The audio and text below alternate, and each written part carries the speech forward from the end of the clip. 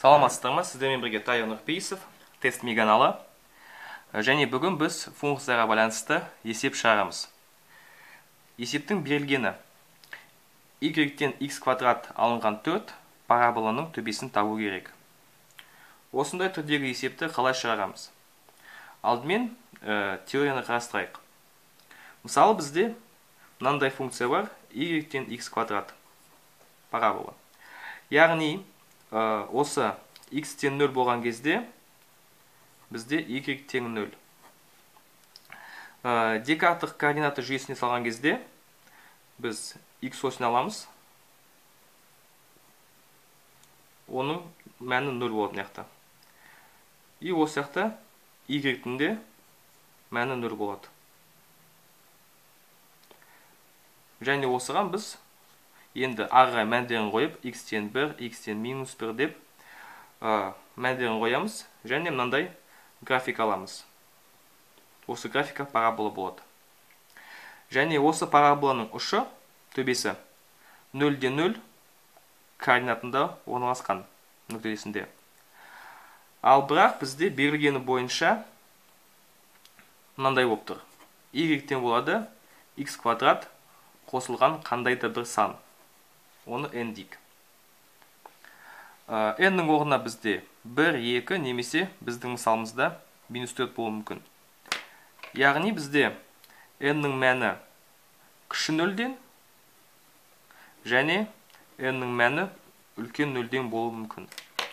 Егер n-нің мәні кіші 0-ден болса, осы жағдайды қарастырайық. Яғни біз мына x-ке 0 берсек, 0-дің квадраты 0 қосылған n. Яғни y-тен болады бізде n-ға. Декарттық координаттар жүйесін салайық.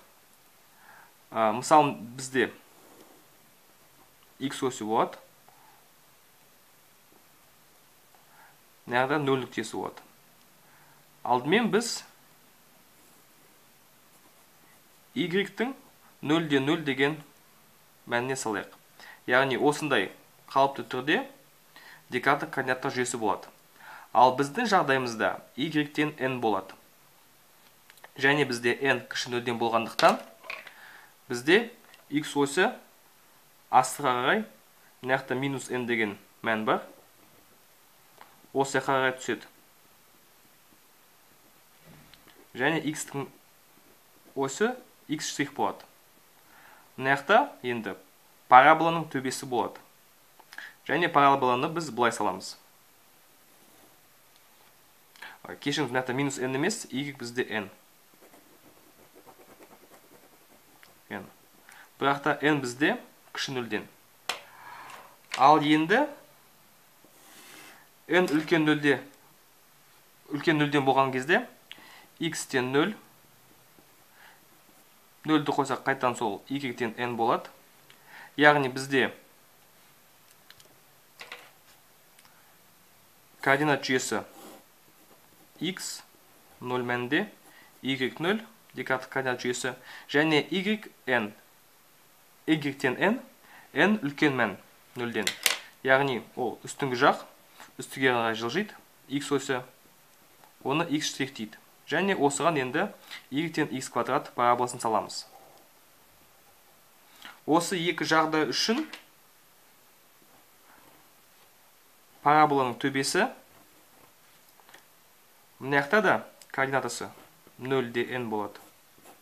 Және мына да координатасы 0-ден n болады.